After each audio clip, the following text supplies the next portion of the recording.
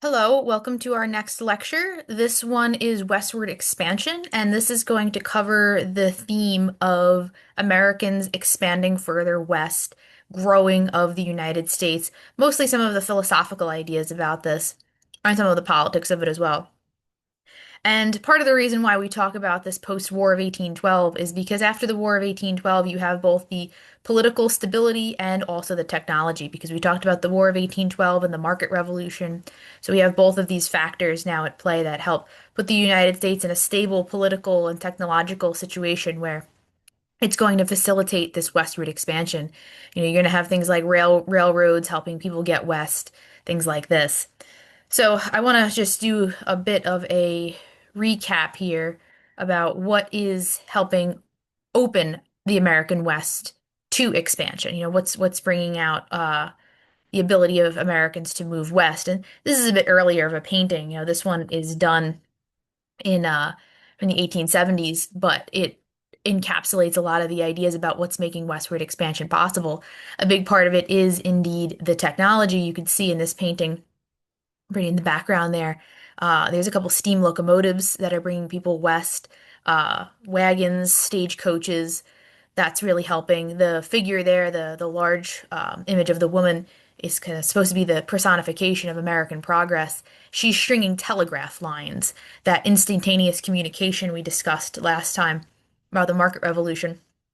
This idea that instant communication is also going to help open the West because you can communicate with people out there and you can go back and forth. It's going to help shrink the world down and make it an easier place to move around in. So you do have a lot of that helping expand the West. You have that, the technology making it easier to just get out there, but also to uh, make it open for agriculture and home building settlements.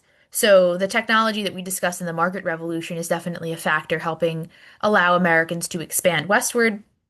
But there's also another factor that is helping this, and that was something we talked about a few lectures ago, and that was the Louisiana Purchase. Thomas Jefferson's purchase of that massive, enormous territory that will physically help the United States grow because now that land is open for settlement. Yes, there's going to be an indigenous population there, but Americans aren't really going to see any issue with settling out there because it was purchased from France. It's now the United States' property. They're going to want to grow their country westward. Even this painting kind of illustrates that. Towards the this side here, you can see the Native Americans fleeing away, and you have American settlers who are coming and they're tilling the land. The wildlife like the bear and the buffalo are all sort of running off into the darkness, and the light and the progress is coming west and expanding westward. So the idea is that, well, the United States owns that land. There's nothing stopping them from settling there. So those factors really do help make the West feel like it's very open. It's open and available, and it's a place people can go and settle. So first quiz question, what factors helped open the American West to expansion? So we have this as some of those, and that when you think of the West, this in this case, it's mostly kind of the Mississippi River area, that West, very much the idea that it's like Kentucky, Tennessee, Missouri, that's the West. I know sometimes now we think of the West as like the Midwest or even like Colorado, Wyoming. A little bit later we'll get to that. It's part of it, but this is kind of the Mississippi area, West, Tennessee, Kentucky is where a lot of people will be considering the American West at the time, where they'll be expanding into those states.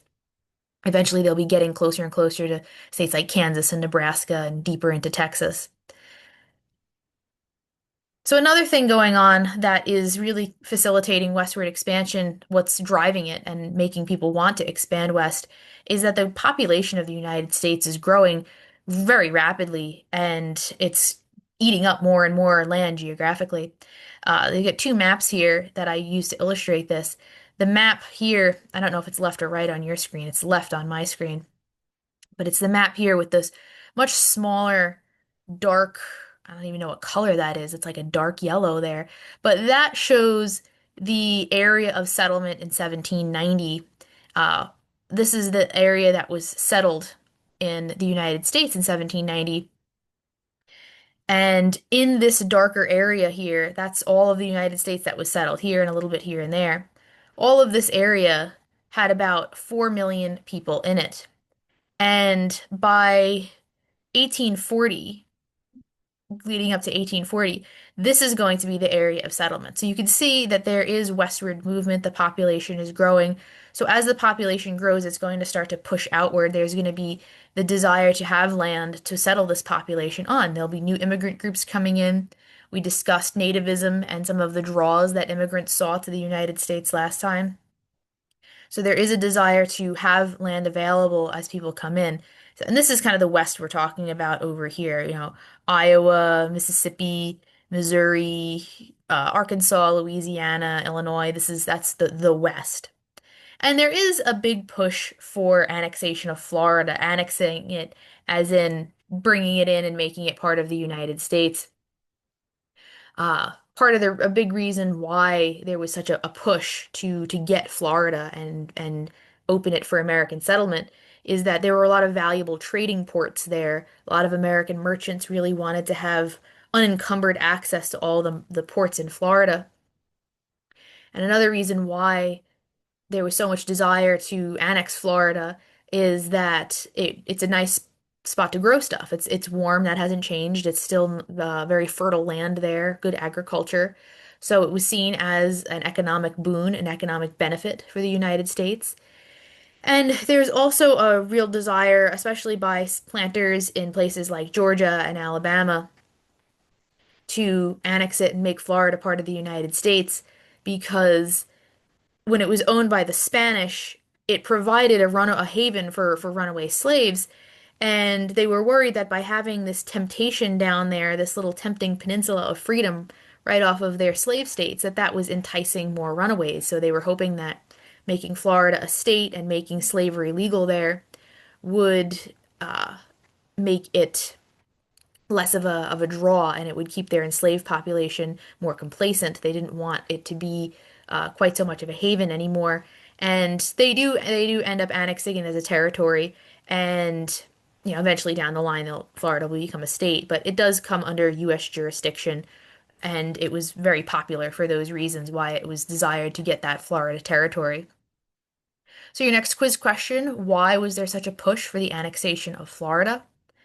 And I just talked about how part of that desire to annex and draw in more land was due to the desire of slave owners to have a more slave territory, more agricultural land for growing crops and plantations. So it doesn't sound very positive here, talking about the West and enslavement, but the West was very heavily associated with freedom by many Americans. And they definitely associated that opening of the West, that moving west with a growth in their own personal freedom. I mean, you have westward movement, westward settlement, that idea of a frontier really romanticized paintings like this. I mean, the light is shining on these bold settlers moving westward. They're going through the woods. They look very adventurous and bold, a little scared, but they're still going for it, and definitely like nothing's stopping them. So there is always a sense that this westward expansion was seen as a place of freedom. And a big reason why that was because there was so much land there, so much opportunity to own your own land. And owning your own land was seen as the ultimate pinnacle of freedom during this time. If you owned the land under your feet, you were a free man. You were free. That was the freest you could get because you relied on no one but yourself. You could grow your own food. No one was going to kick you off of that. You didn't pay rent to anybody. You weren't a tenant farmer. You weren't ambling around aimlessly. You had that land. That was what freedom really meant. You had economic independence and personal independence as well. You're not earning a wage like those factory workers at the Lowell mill. You could you could earn your own living uh, from the sweat of your brow, tilling your own soil. And the West also was very heavily associated with freedom because there was an idea that it was just always out there, this open, wide open, unsettled land.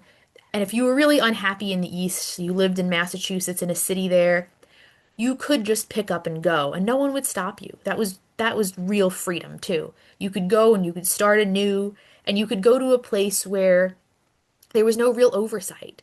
no law, no ruling elite class that would tell you what to do or look down on you for your social status. You really could start fresh, a real, true, clean slate without the burden of governmental law or just social obligations.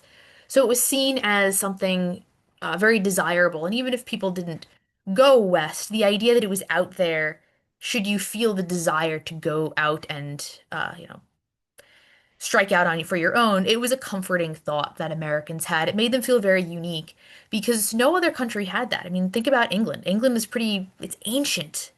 It's pretty well trampled. There was no wild wilderness waiting for exploration, it felt in these European countries. They had been monarchies for centuries. America was a growing country, and nowhere out there really that they saw were growing countries. So they're seen as a lot of freedom there. Next quiz question. Why did Americans associate the West with an expansion of freedom? And there are a lot of other very high-minded philosophical ideas associated with the West as well, and it does instigate a lot of intellectual movements. One of the most famous associated with this time period and the West was the Transcendentalist movement. Transcendentalists, they were intellectuals, philosophers, a lot of times writers like Ralph Waldo Emerson here, most of them from New England, who looked at the West and saw it as this fantastic opportunity for freedom, because in their mind, freedom was defined as the ability of people to remake themselves, and as I say here, transcend materialism. The goal of transcendentalists was to try to encourage people to transcend or go beyond what they felt to be a very materialistic world. This is an era where cities are growing, factories are growing, people are buying factory-made goods. They feel that people have lost their connection with nature. They've become very market-oriented, hence the market revolution we just discussed. So there is a sense that people are losing touch with nature, and that's where true freedom and the freedom to express oneself lies. This is the era of these writers like Emerson, Henry David Thoreau, who talk about going back to nature, living a simple life, and the West provided people the freedom to do that if they so chose. That was another asset of freedom. Their goal was to have people be able to do that, to attune oneself to nature. And that's where you could really embrace spirituality, was in the woods. To go out into the woods and commune with nature, escape the hustle and bustle of the city, and really be true to oneself. That's why they're called transcendentalists, just as a quick review of that. They want to transcend or go beyond what people are experiencing in the city, get back to man's true personality, your true state of nature there, where you're out in the woods relaxing and listening to the birds chirp and the bees buzz and things like that. And that's where people would be able to do it. So they see the West as an opportunity for that, something very healing for mankind. And they want people to go out and do that. They want to encourage people to commune with nature and go back to one's true self. So the West does inspire a lot of these almost spiritual movements. We'll talk a little bit more about spirituality in a bit as well, but this is one sort of spiritual philosophy that grows due to the availability of land and all of that freedom associated with Western expansion and westward movement. Next quiz question. What was the goal of transcendentalists and what did they believe in? There is also a rise of the concept of individuality and individualism thanks to this wide open land in the West. Um, this concept really articulates itself during this time, and there is a heavy romanticization of what's known as the sovereign individual. And that is really the idea that it's seen as really cool, really manly, really desirable to be on your own or to be able to go out, strike out for yourself, stand up for yourself, do things on your own, be very rugged, um, be very self-reliant, and that is a very romanticized, desirable thing to do. You have frontiersmen like Davy Crockett, who's pictured here, who's from the Kentucky, Tennessee woods area, who becomes just this folk hero because he's associated with being an outdoorsman tough guy. He's out in he's a pioneer out in the wilderness, the frontier, sort of bushwhacking and, building log cabins and living far away from the hustle and bustle of the city. And, he only relies on himself. Frontiersmen like Davy Crockett are renowned for their individualism. They don't need anybody's help. They don't answer to anybody, and that's a really it's something to attain to aspire to want to become a sovereign individual that you don't really need anyone's help, and you're very strong and capable, and that very much gets to be something that people desire. They want to live up to that, and even if they don't ever attain it, it's something that you still admire those characteristics. Very bold, very self-reliant. um, you're confident in yourself. You are an individual. You're proud of that. More recognition of individuality as opposed to being associated with a group or a larger organization. You're out there on your own, and that is a very noble thing. There's a nobility to it, to being out on the frontier like a pioneer. And individualism also, people believe very heavily, individualism and individualists. They believe in the nobility and the superiority of that sovereign individual. They're also really big on privacy, the right to just kind of conduct your own business, do what you want, make your own choices in life without being held to social or political obligations. Things like interference from the church or just social elites, and especially freedom from the government. This idea that you don't answer to political parties, and maybe you're not above the law, but you're not so bogged down by the government telling you what to do.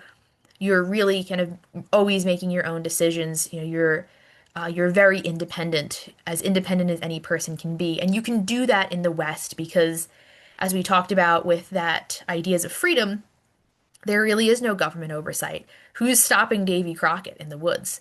Is the president going to ride out of the White House to go and stop them? Are they going to send in the troops? No, you have single people out there doing what they want to do.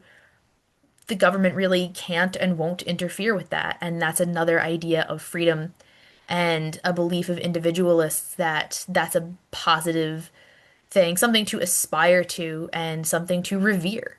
The idea that you're doing this by yourself. You don't rely on anyone but your own person. You're living by your wits. All right, next quiz question. What were some of the beliefs of individualists? Individualism. Now, I talked a little bit about how there was always like a spiritual connection of with people to the West.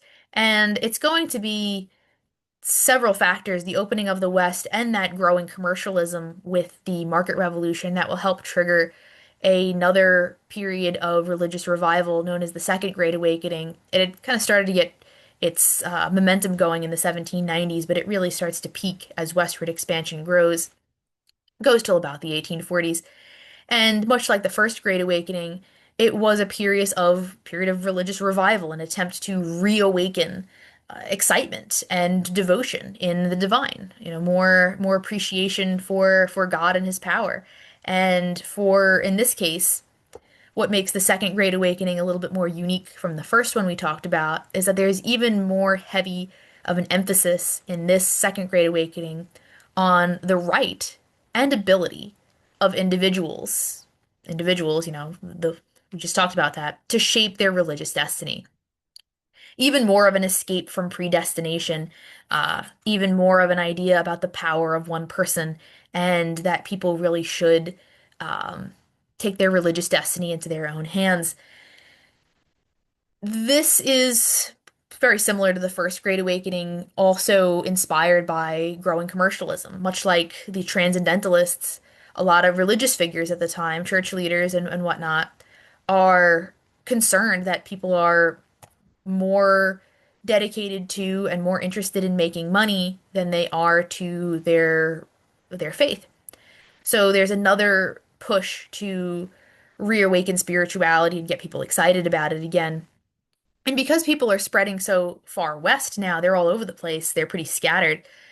The most unique institution of the Second Great Awakening is the frontier camp meeting, where preachers, to spread their message and get people worked up about this, would have to set up kind of a camp in the middle of the woods and have people come to them, and it would be a big tent community would arise, and people would come from miles around, and they would all get together and have these camp meetings where there would be sermons and there would be meetings and Bible readings, and people would get very emotional and even kind of pass out, like you see in this sketching. That lady here is not looking so good. She looks like she's about to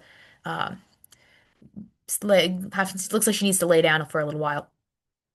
So this, and a lot of this is considered inspired by the opening of the West, because now there is even more of this idea about the individual and more of a goal here to shape one's individual destiny. And that individualism being romanticized in the frontiersmen is also very much romanticized by the church as well, the idea of individuals' power over their religious destiny. Next quiz question: what was the Second Great Awakening? Continuing with the subject of religion, it's around this time that the Mormonism takes root and emerges as a branch of religion. Um, Mormonism, the Mormons are also known as the Church of Jesus Christ of the Latter-day Saints, often called Mormons. This organization was founded by Joseph Smith in the 1820s. Joseph Smith was a New York farmer, and he's in New York, and he claims to have visions that told him that the second coming of Christ would happen in America. Now, most people felt that if Jesus ever returned, kind of had this idea that he would come back in like the Holy Land, somewhere out in the Middle East, that that's where he would come back to kind of his hometown. But instead, Smith sees that this is a sign that, okay, he's told that the Savior will return, and in America, he sees that as a not only a sign that America is very important, but also that people need to be more concerned with religion and get the place ready for him. You don't want him to come, you don't want Jesus to return and see the place a mess. You want people to be on their best behavior. And a lot of Joseph Smith's teachings were about how to very much influenced by ideas of democratic principles. A big thing was the idea that anybody who wanted to join the Mormon faith was free and able to do so. You could be rich, poor, any occupation, very much open to any new adherents. You had to join on your own free will. That was the idea. It was that it was very this idea of freedom and openness. But the Mormons end up being kind of persecuted for a lot of their beliefs. One of the big ones that got them in a lot of trouble was their belief that a man could have multiple wives, and that violated a lot of laws of the time. There were bigamy laws where you could not have more than one wife. That was illegal. So the Mormons, the fact that a man could have several wives there, as pictured here, that got them in a lot of trouble. A lot of those beliefs in polygamous marriages or having multiple wives, that got them driven from New York State. Joseph Smith, he got himself in a lot of trouble for various things, but it was the multiple marriages thing that kind of was the final nail in many coffins here. They end up going to Ohio, and they're driven out of Ohio as well. So the Mormons end up moving around. Eventually, they settle in Utah, which still has a very heavy Mormon presence to this day. And I think the reason I talk about this during this lecture is for two reasons. One is it does kind of start in the 1820s, 30s, is what we're looking at now. But why I think it's important to know about is, why Mormonism matters to history is several reasons. Is that it very much shows as a product of the Second Great Awakening, is that there are more religions. There is more of a concern for religious destiny, and people are taking it more seriously. There are people that agree with Smith's message, or they want to adhere to this. But Mormonism is also significant, not just for its as an example of how religiously minded people were during this era of the Second Great Awakening, but it's also significant because the fact that the Mormons moved around so much and were able to still exist as an organization does speak to there being some reality to the idea of the West being associated with freedom. If there was nowhere for the Mormons to go, this religious idea might have died out or gone underground and kind of dissipated. The fact that the West was there, they were able to go further out there, go to Utah, shows that yes, you really could remake yourself. You could be away from society. You could be on your own. They're a glaring example of this. They are the perfect example of how free the West was. There's plenty of exceptions to that, but this does prove it right in many senses, where you have the Mormons moving out west and they're able to do whatever they want. There's no anti-bigamy laws. There's no bigamy laws out there in Utah. It wasn't a state yet. They could do whatever they want. You really could pack up and go where there was no oversight, and you could create a society based on your own vision. If you want a society with polygamous marriages, go for it. There was nothing stopping them. They just went west and embraced that sense of freedom. They were able to use that to their advantage. They were able to enjoy that opportunity, and the religion survived as a result of that. Okay, next quiz question. What were some of the significances or important things about Mormonism that we just learned? Speaking of expansion, we're going to get more political now about expansion and growing U.S. power. The president during the early days of westward expansion, the United States is really feeling pretty strong. They're feeling pretty powerful. Um, they're feeling very sure of themselves. They're growing. They're growing west. They're growing a political power. President during all of this going on is James Monroe, early one in the 1820s. And James Monroe is famous for something known as the Monroe Doctrine. It's something that he outlines in 1823 in his annual message to Congress. These three principles that he outlines are definitely signs that the United States is feeling extremely sure of itself, very strong and optimistic. And these three policies are things that would become really the cornerstone of American foreign relations. The Americans are expanding west. They're also just expanding their footprint in the world and expanding their strength globally. So the Monroe Doctrine is really exemplary of this. So I will tell you what the three principles are. What are these three principles that become the cornerstone of American foreign relations? What are the three principles of the Monroe Doctrine? What is it? The first thing that Monroe outlines and argues for is he says that the United States would oppose any further attempts by Europeans to colonize anywhere in the Americas. He basically says that colonization is closed. We claim it. The United States claims America from sea to shining sea, and any other countries not claimed by the United States should be able to do what they want. We kind of want oversight of them. So the big thing is he declares the Americas closed to colonization, no more attempts by Europeans to take control over them. That was policy number one. The other policy, the second principle, number two, is that out Monroe says that Europe should not interfere in any of the independent nations of Latin America. So some of the ones that had gotten independence from Spain or had been independent, he declares that those are just off limits. Do not try to influence them. Do not try to colonize them. That was kind of point number one. But point number two really heavily emphasizes those independent Latin American nations and says, leave them alone. A big thing is that the United States wants them to be themselves to be the ones to influence it, if anything. If anybody's going to be influencing these Latin American countries, it's going to be us. We want them under our sphere of influence. They also just want to see the sovereignty of independent nations recognized. They love the idea of independence from European countries. That's the origin story of the US.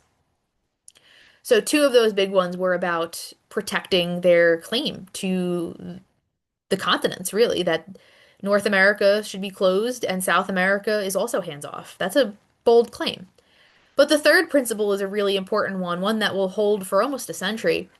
And that is the idea that principle number three is the United States is totally done with getting involved in European wars. We're not going to pick sides. We're not going to ally. We're not going to do anything. Leave us out of it. We're our own entity now. Don't get us involved. That's a big part of the reason why the United States wanted to declare independence in the first place. Thomas Paine said in Common Sense, hey, if you remain a colony, you'll always get dragged into British wars. Well, we still don't want to get dragged into British wars. The foreign policy of the United States was to remain neutral. And they managed to do a really good job of that. It's only, they're going to get involved a little bit with Mexico, but that's considered kind of domestic because it's North America. The United States doesn't get involved in European wars till World War One in 1917. They're going to drag that neutrality thing out as long as they can. And it starts with the Monroe Doctrine. Okay, what were so quiz question, next one here. What were the three principles of the Monroe Doctrine? So that really showed that the United States is feeling very sure of itself, that it can just boldly state to the world that, hey, leave us alone and we're going to leave you alone. Don't come over here and we're not going to get involved. That's a country that is pretty sure of its footing. Now, on this political scene of strength here, will rise another figure that becomes fairly larger than life, and that's Andrew Jackson. Andrew Jackson has been enjoying a very colorful career. He becomes extremely popular. He had a very storied childhood. His almost legendary childhood is that he was always this frontiersman. Grew up on in South Carolina frontier during the American Revolution, and was rumored to have, as a very young boy, fought off a British soldier during the American Revolution who attempted to have young Andrew Jackson shine his shoes for him by force. He ends up moving to Tennessee. He gets involved in politics, but he really rises to fame nationally during his military efforts during the War of 1812. He was famous in that Battle of Horseshoe Bend, and he was the unquestioned hero of the Battle of New Orleans during the end of the War of 1812, after the war had ended, but it didn't matter because he was the one that had led that really heavy, decisive victory against the British in New Orleans and made Americans feel that the War of 1812 wasn't a draw, it was a resounding victory. So Andrew Jackson got a lot of the acclaim from that. It made him be seen as a real strong military leader, a very able person, and just someone who is becoming a living legend. I mean, this is paintings about him, show him, look at him up there. This is Andrew Jackson with the sword. He's defeating the British. He's brave. He's tall. He's strong. He fights battles. He's a very impressive, kind of legendary figure, and it does make him extremely popular. He's a military leader. He does go on to become a politician, and his military background does carry him through a lot. He was the hero of many of these War of 1812 battles. So that's the next question. Why was Andrew Jackson so popular? So popular, in fact, that he becomes a politician. He ends up running for president in the 1824 election. And people don't even really know what his politics are. He's just that popular. He just kind of he's pushed into the candidacy by virtue of his military background, and he's a charismatic, tough figure. People like that he's, kind of rough and tumble, a bit of an everyman, a common man with a fighting background. And he does end up running for the presidency in 1824. However, it's not enough to carry him through, and Andrew Jackson loses the election to a northerner named John Quincy Adams, and John Quincy Adams becomes the president after this election. But Andrew Jackson loses in a pretty unique way. It's not just Andrew Jackson versus John Quincy Adams, and Jackson just didn't get enough votes, so he loses. There was something very strange going on, and the way that Andrew Jackson loses this election will become known as the corrupt bargain. Let me explain what the corrupt bargain was. Well, in 1824, in this election, there were four people running for president, four men. That's pretty messy. Usually we're used to two. Maybe there's a third party that's kind of you see signs for them, but they're not really considered a major player. It's usually a two-man race, or there's two people involved in it. But not so. In 1824, there are four men on the ballot, four choices for Americans. And because of that, it makes it very, very hard for any of them to get a majority vote. It's spread thin. Andrew Jackson is very popular in the South. John Quincy Adams is very popular in the North. He is a Northerner. People are, you can see they're starting to vote along regional lines. There's also, you also have William Crawford and Henry Clay was in the House of Representatives. So you have a big pool to choose from. And because there are so many people running for election, it makes it difficult for anyone to really get a majority. And because there are so many candidates running, none of them can really get an electoral majority because any presidential election, you need to win the popular vote and the electoral vote. This is true in 1824. Too many people running. Nobody can get a majority in the electoral college. And they decide to kind of pick from the top candidates. And the top candidates, the ones who end up having the most votes is Andrew Jackson, John Quincy Adams, and Henry Clay. So the House of Representatives, they think, okay, we're going to pick from these three, the three top people. Sorry, Crawford, you're out. Um, he didn't get enough of any votes. They're going to pick from the top three. So it's between Henry Clay, Andrew Jackson, and John Quincy Adams. Henry Clay is in the House of Representatives who is making the decision about who is going to be the president. Henry Clay thinks, like plenty of other people, but he thinks that John Quincy Adams is much more qualified to be president. Andrew Jackson is just this rough frontiersman who somehow got into the running. So Henry Clay knows that he's kind of not the most popular.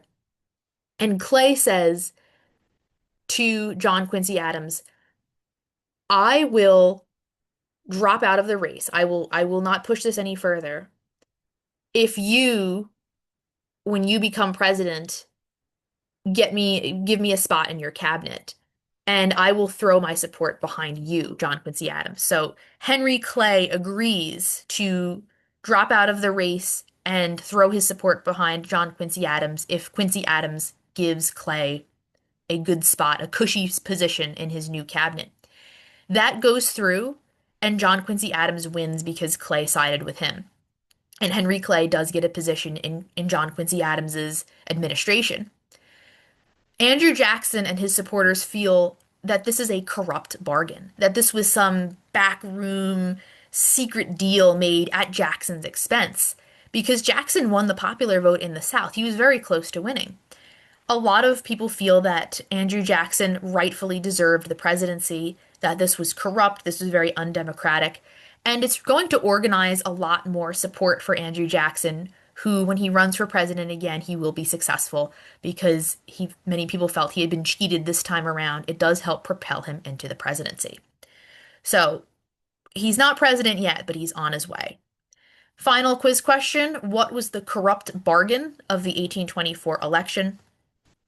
As I mentioned, when we return, the next lecture is going to cover the topic of Andrew Jackson's presidency because he will be successful next time around. He didn't make it this time. There was a corrupt bargain in place, but he will be elected to office, and we'll talk about that because it is a very unique presidency that really changes the way many people think of American politics.